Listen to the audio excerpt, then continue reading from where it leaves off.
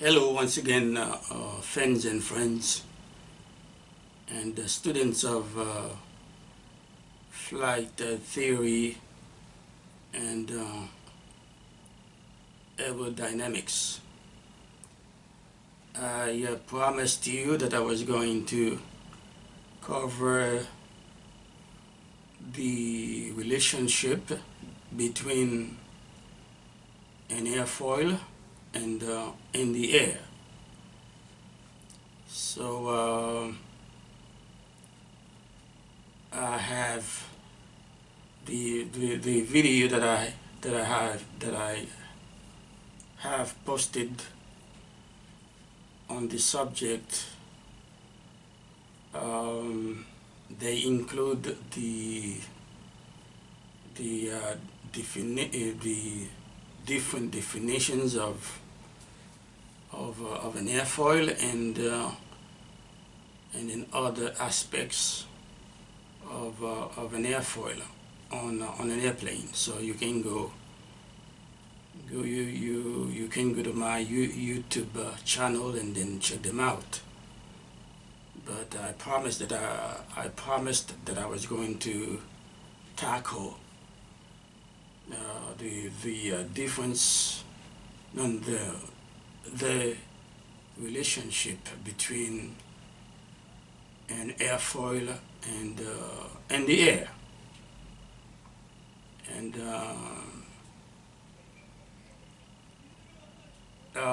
for the purpose of this video, every time I mention the wing of the airplane or airfoil, I mean the same thing, because if you have watched my previous videos on aviation, I'm pretty sure you heard me talk about the airfoils on the wings of an aircraft, and I told you that the wings, both wings, they are made of airfoils. So that makes the wing itself to an airfoil. So every time that I mention airfoil or wing, is the same thing. So we're going to see. Let me start. The discussion of the relationship between the air and the airfoil and the wing on the airplane. Those two, they coexist. The air and the wing. The air could not do anything without the wing when it comes to flight. When it comes to flight, the wing of the aircraft, of the airplane, could not do anything without the air. So those two, they coexist. So if we want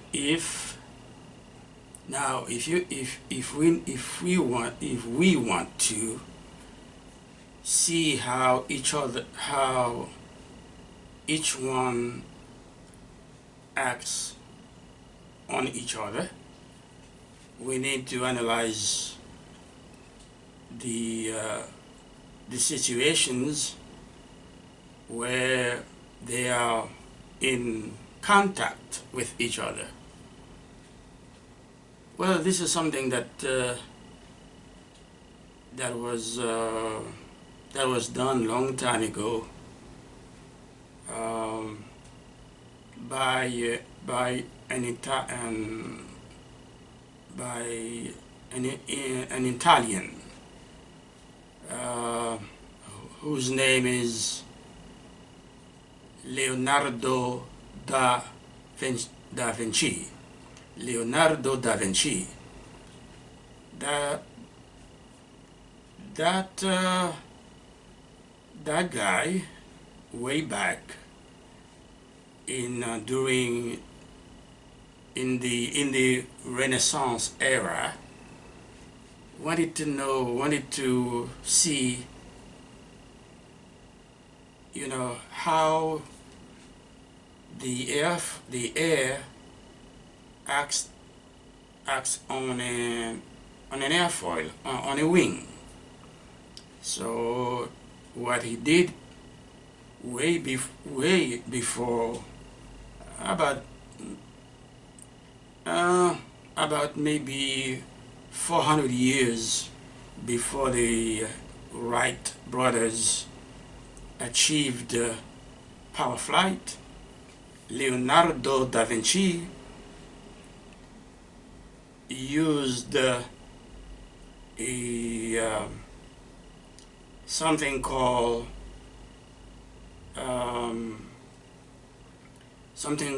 a tunnel, okay, a wind tunnel, in order to test to see the action of the air over a wing. Okay, he used a wind tunnel. He placed he placed a wing in the tunnel, and then let air flow over it.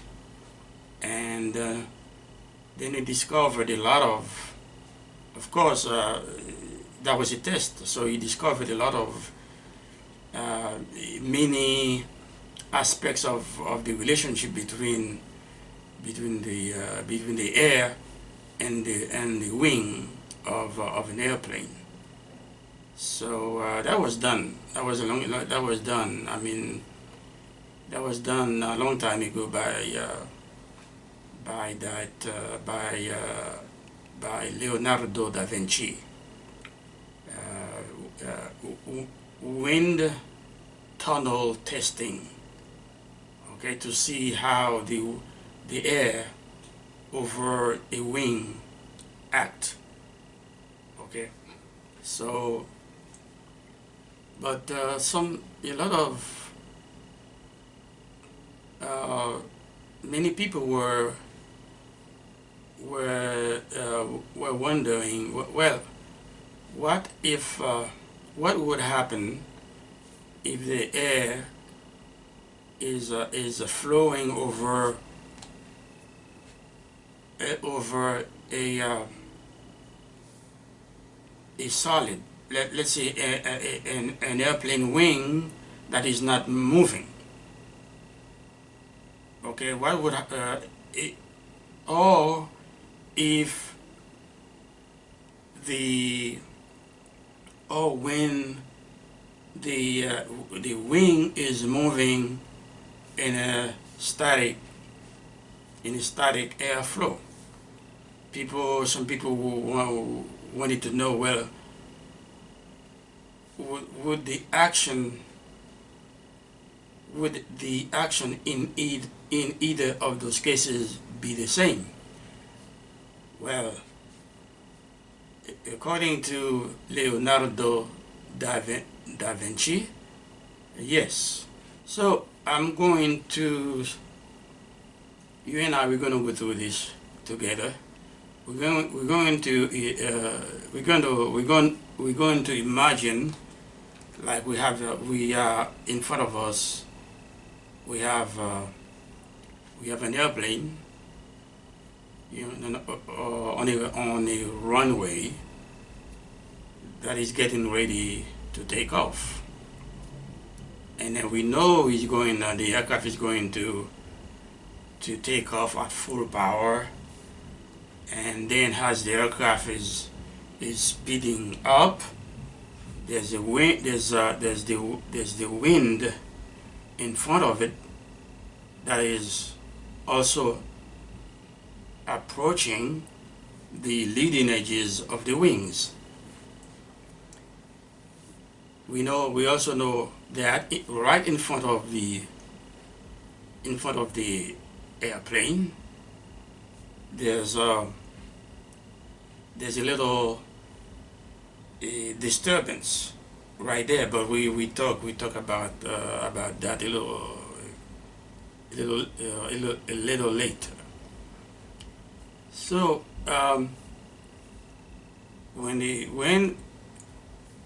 one thing that you need to know, that the air, most of the actions of the air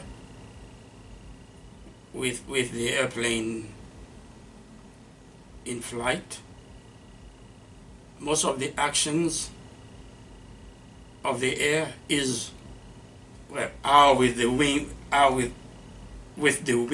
of the airplane. So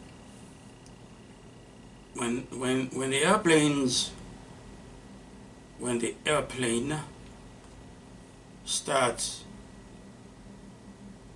speeding up on the runway, and then the wind that is going in the opposite direction of the airplane, it is called relative wind, RW, relative wind. Okay, so that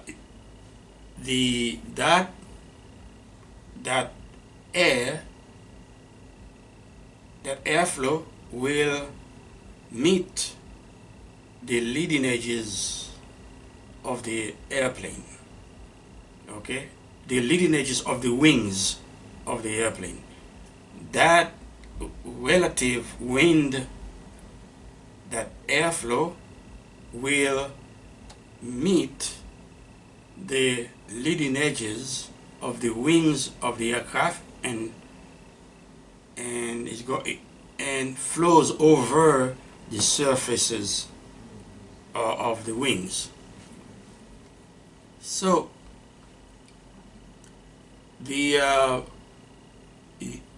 so you can define relative wind as the speed and direction of the air acting on the body of the airplane passing through it, and that relative wind passing over the aircraft in which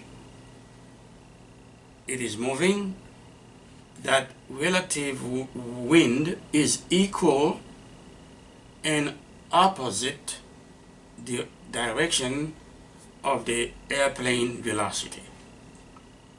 Okay, so if the airplane is flying 200 knots, that the relative wind meeting the leading edges of the wings of the aircraft is also has a velocity of 200 knots. Okay, the aircraft velocity equals relative wind velocity in the opposite direction. Okay, so the so what would you call the speed and direction of the airplane then? Because the speed and direction of the airflow in the opposite direction is called relative wind. So the speed and direction of the airplane is called flight path velocity. Okay, so that means the speed, the flight path velocity, which is the speed of the airplane. Okay, the speed and direction of the airplane. In this case, is equal to the speed of the relative wind in the opposite direction. Okay, so that's, I just wanted to let you know the difference between those two. Okay, now let us first tackle the relationship between the airfoil, also the wing, at 0 AOA. AOA means angle of attack. This is something I will cover in later in my future videos. Angle of attack. So the angle of attack may be 0 degree or and up, and going up and down. But on the ground, the airplane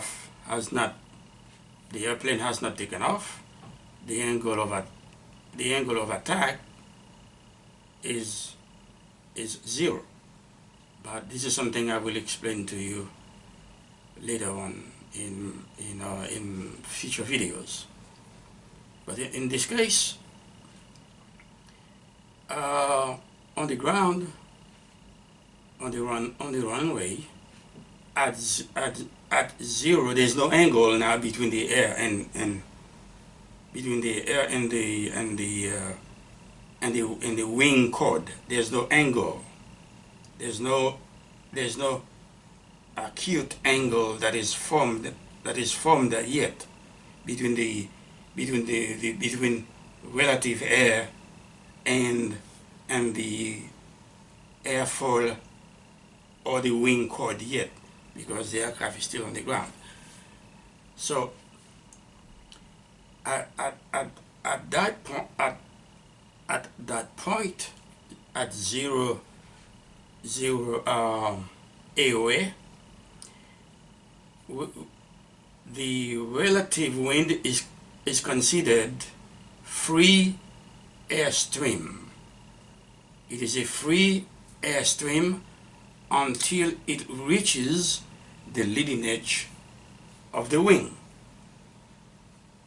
Okay, so that's an airflow that is free.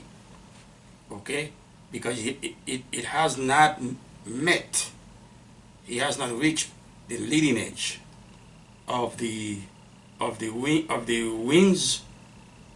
Okay, the leading edges of the wings, which are considered obstacles to the airflow. So at that point, what is this? The standard day static pressure of the air at sea level, okay, is 2,116 psf.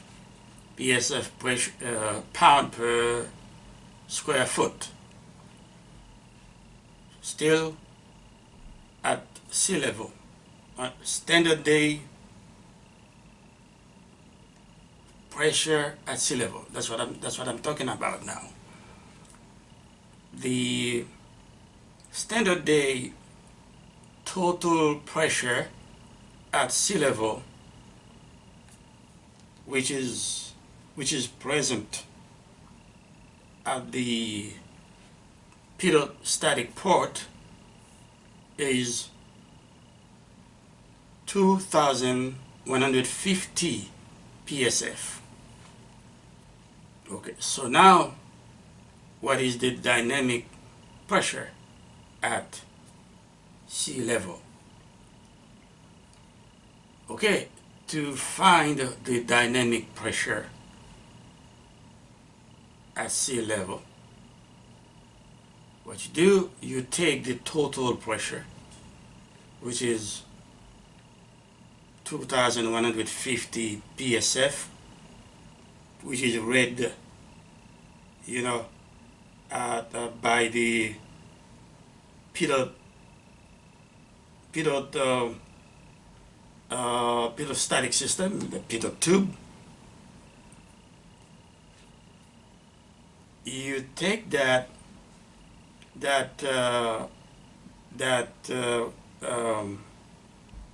you take that 2,150 psf, and you from it you subtract the standard day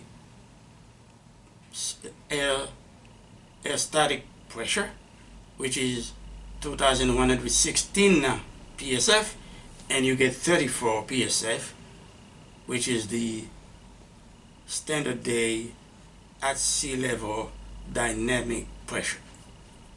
So static pressure is when the airstream is free. Okay, is free. It has not,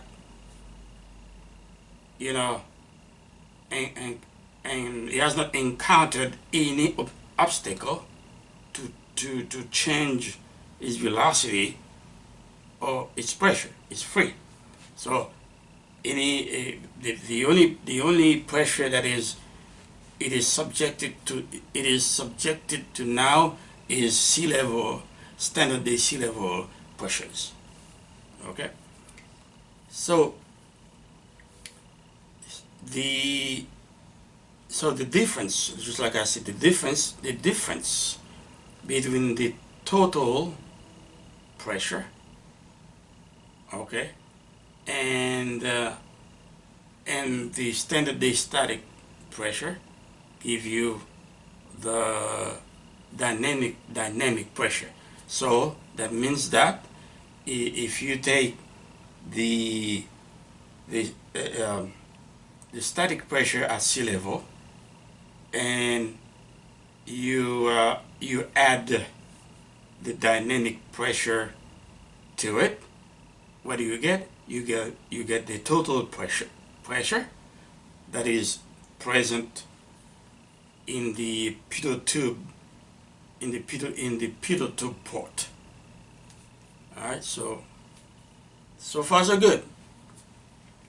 So now, remember we're talking about the relationship between the air and the wing or airfoil. So now, remember I told you about the relative wind air that is meeting the leading edges of the wings of the airplane, right? Because they're going in opposite directions. Now, when the air finally meets the leading edges of the wings, guess what happened? The air flow now means an obstacle. It is stopped completely. The air stopped. It cannot go nowhere. Well, it cannot go anywhere. Okay?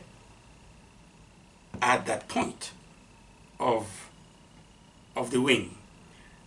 So that point of the wing where the relative air stops completely, it is called stagnation point of the airfoil or of the wing.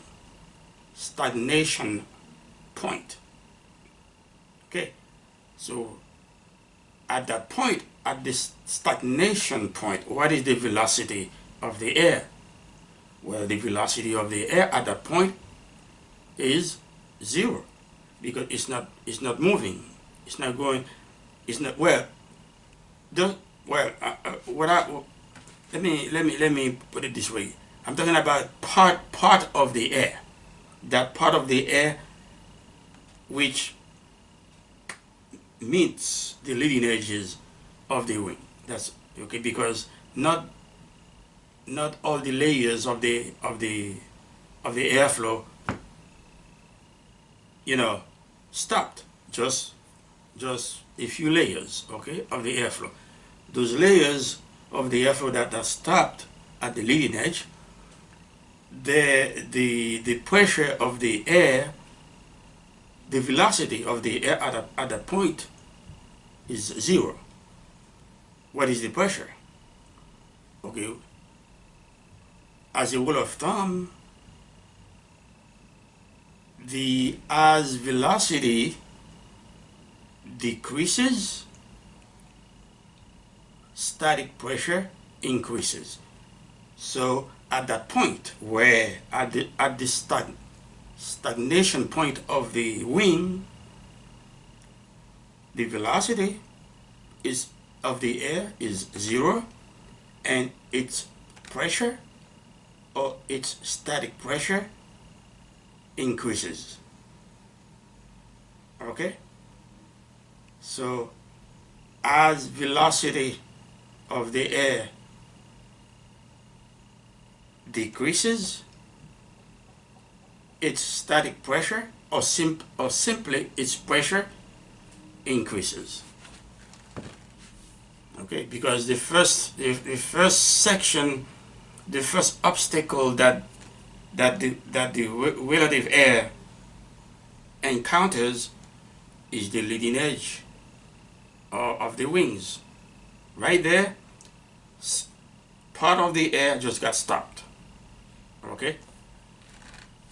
Alright.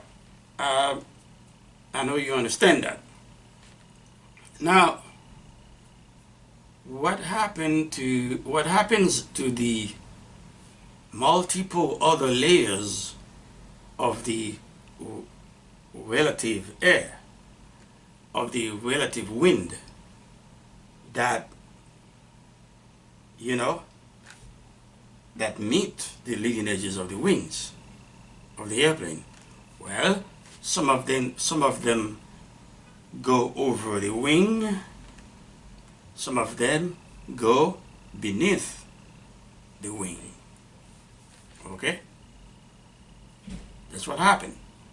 Some of the relative air got stopped at the stagnation point, leading edge, at the leading edge. Some of the air goes over the wing, and some of it flows beneath the wing. Okay, so see, we are seeing the relationship between the air and the wing of the airplane. Now, the airstream that goes, okay, let me put it this way. Both airstreams, the one that goes over the wing and the one that goes beneath it, they travel in the same amount of time. The only thing is the airflow over the wing travels at a longer distance than the airstream that travels below the wing. But they have to do the same job at the same time, but at different distances. Same time, different distances. So since the top, the airstream at the top travels, at a longer distance than the airstream that travels at the lower at the bottom of the wing.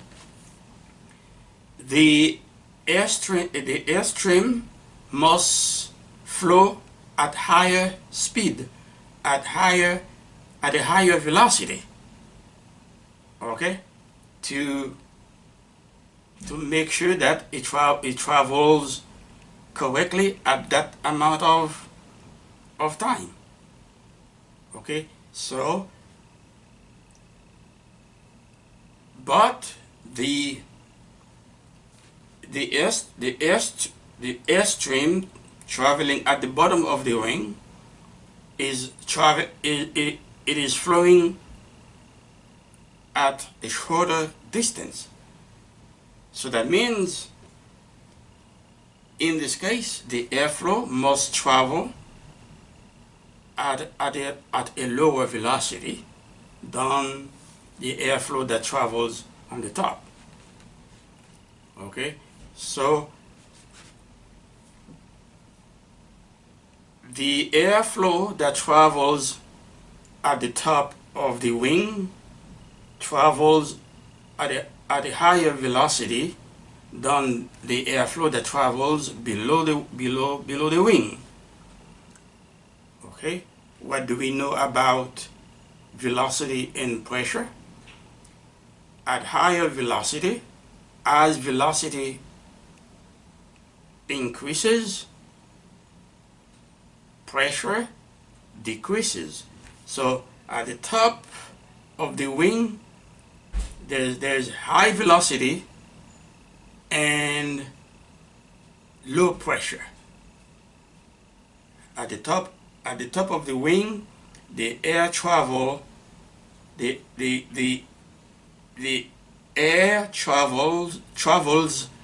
at higher velocity and at a decreased pressure. High velocity, low pressure. At the bottom of the wing, however, it is the opposite. Okay, the air travels at a lower velocity. As the velocity of the air decreases, the static pressure or the pressure increases. So we can safely say that the top of the wing is a high velocity, low pressure region. High velocity, low pressure region. And the bottom of the wing is the low velocity, high pressure region. You got it?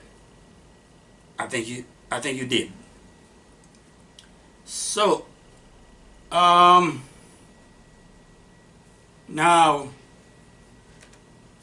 we started at the leading edge, right in halfway. We know I just told you what happened halfway, but the air is still traveling, the air is still flowing on until it gets to the end of the wing, which is the trailing edge. So